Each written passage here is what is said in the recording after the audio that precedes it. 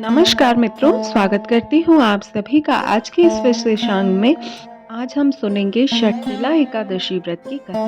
भगवान विष्णु को समर्पित और तिल पूजन से विदित आज के इस व्रत कथा को हम विस्तार में सुनने से पहले आपको बता दें कि षटतिला एकादशी माघ मास के कृष्ण पक्ष में पड़ने वाली एकादशी होती है और आज के दिन भगवान विष्णु की पूजा का विधि विधान से पूजा पाठ करना बहुत ही महत्वपूर्ण होता है। क्योंकि आज शनिवार भी है तो आपको पीपल के वृक्ष में जल का दान अवश्य करना चाहिए।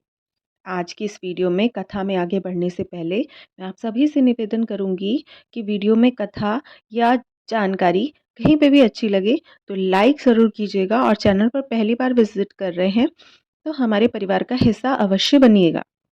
आइए सुनते हैं षटतिला एकादशी व्रत कथा। जब आप कथा सुने तो हाथ में पुष्प ले सकते हैं, कुछ तिल ले सकते हैं, काले तिल भी ले सकते हैं, सफ़ेद तिल भी ले सकते हैं और हाथ में अक्षत को छोड़ के बाकी सारी जैसे गुड़ हो गया, उसके बाद पुष्प हो गया, कुछ धनराशि हो गई, इस तरह की चीज़ों को लेके हाथ में और भगवान के सामने बैठ के इस कथा को सुनना चाहिए।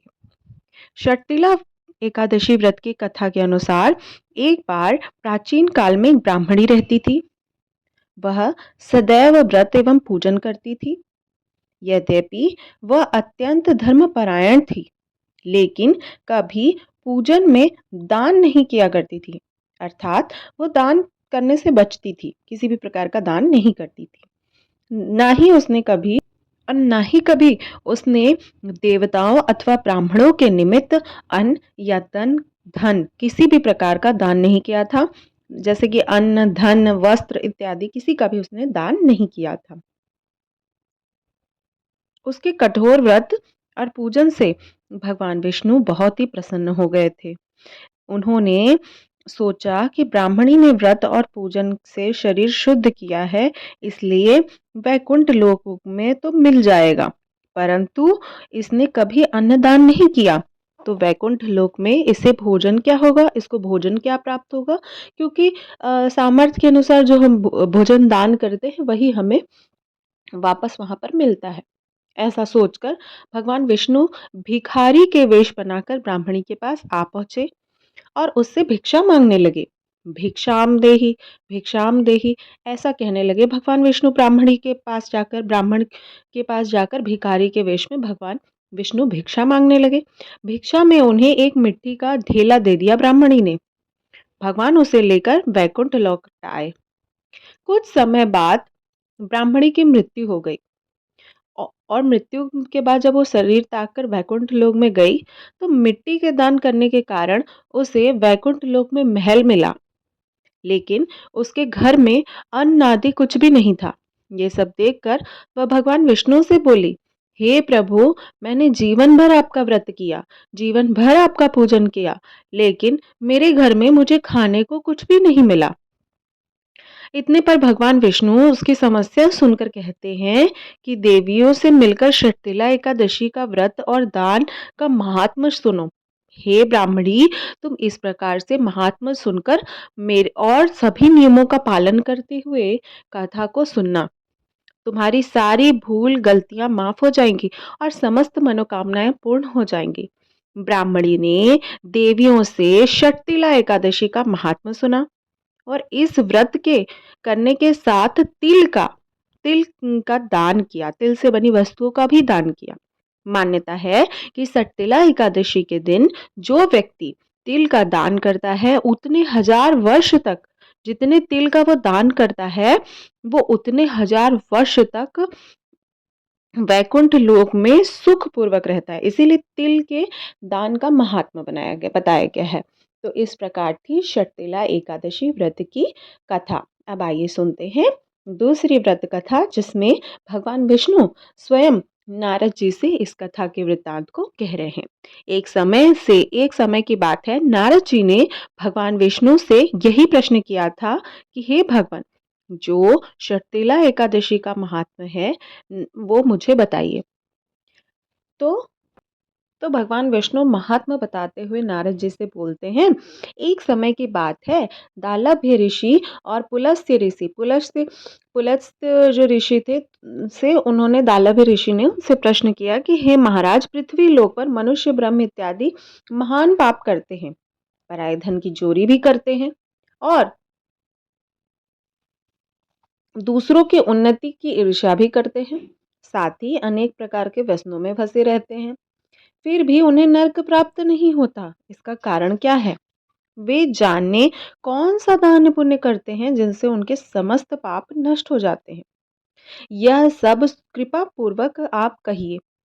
पुलस्त्य मुनि कहने लगे कि हे महाभागा, आपने अत्यंत गंभीर प्रश्न किया है। इस संसार के जीवों को अत्यंत भला हो, यह भेद को ब्रह्मा, विष्णु और रुद्र, इंद्र इत्यादि भी नहीं जानते, परंतु मैं आपको गुप्त तत्व अवश्य बताऊंगा। उन्होंने कहा कि माघ मास लगते ही जो मनुष्य स्नान करके शुद्ध रहना चाहिए, जो भी मनुष्य शुद्ध रहता है, इंद्रियों को वश में कर काम, क्रोध, लोभ, मोह, ईर्ष्या, अहंकार, द्वेष इत्यादि का त्याग कर भगवान को स्मरण करता है, पुष्य नक्षत्र में गोबर, कपास, तिल मिलाकर कंडे बनाना चाहिए और उस कंडे पर हवन करना चाहिए।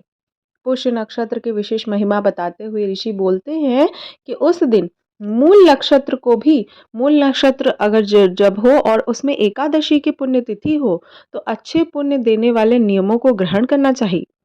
स्नान, नित्य क्रिया से निवृत्त होकर देवताओं में श्री भगवान की पूजा और एकादशी व्रत को धारण करना चाहिए। जब आप एकादशी व्रत को धारण करें तो रात्रि का जागरण भी करना चाहिए। उसके दूसरे दिन धूप, दीप, नैवेद्य और भगवान विष्णु को खिचड़ी का भोग लगाकर तत्पश्चात सुपारी, नारियल, पेठा इत्यादि से अर्घ देकर प्रस्तुति करना चाहिए कि हे भगवान, आप दीनों को शरण देने वाले हैं, इस संसार के सागर में फंसे हुए लोगों का उद्धार करने वाले हैं। हे पुंडरीकाक्ष, हे विश्व भावन, हे शुभहरण, हे पूर्वज, हे जगतपते, हे लक्ष्मीपति, आप लक्ष्मी जी सहित इस अर्घ को ग्रहण करें। इसके पश्चात जल से भरा कुंभ अर्थात घड़ा ब्राह्मण को दान करना चाहिए। ब्राह्मण को श्याम गौ तिल पात्र देना भी उत्तम होता है और तिल से बने वस्तुओं का दान करना चाहिए। तिल से ही स्नान करना चाहिए और जो भोजन होता है वो भी तिल से बने भोजनों का दान करना चाहिए। जो मनुष्य इस प्रकार से जितने तिलों का दान करता है, उतने ही वर्षों तक स्वर्ग में वास करता है। इस प्रकार भगवान विष्णु स्वयं नारद जी को कथा सुना रहे हैं और उनका वर्णन कर रहे हैं। तो इस प्रकार थी एकादशी, शीतला एकादशी की व्रत कथा। उम्मीद करती हूँ जो एकादशी व्रत की कथा है आप सभी को मंगलता प्रदान करेगी, आप सभी को पुण्य प्रदान करेगी। अगर मेरे द्वारा वर्णित आपको एकादशी व्रत की कथा अच्छी लगती है तो चैनल को सब्सक्राइब ज़रूर कीजिएगा और वीडियो पसंद आए तो लाइक ज़रूर कीजिएगा। और जो आपने हाथ में तिल इत्यादि आपने लिया है वो आप गंगा जी में विसर्जित कर सकते हैं। अगर गंगा जल नहीं है आपके पास तो अपने घर के गमलों में भी डाल सकते हैं। तुलसी के पेड़ को छोड़कर बाकी आप जो जल है और जो तिल है और जो पुष्प है या गुड़ इत्यादि लिया होगा वो आप दान वहाँ पर कर सकते हैं। गंगा जी के पास भी दान कर सकते हैं, अन्यथा आप इसको पेड़ में डाल सकते हैं। जो पैसा आपने लिया, धनराशि ली है, उसको आप विष्णु नारायण मंदिर में दान कर दीजिए। तो इस प्रकार आप अपनी आज की संपूर्ण कथा को आप सुन चुके हैं। इसके अलावा भागवत का, आरती का और नाम जप की विधान भी बताया गया है, हवन इत्यादि का विधान बताया है। उसके लिए रिलेटेड वीडियो या डिटेल वीडियो आप ज़रूर चेकआउट कीजिएगा। मिलती हूँ इसी प्रकार की नेक्स्ट वीडियो में, तब तक के लिए नमस्कार, राधे राधे।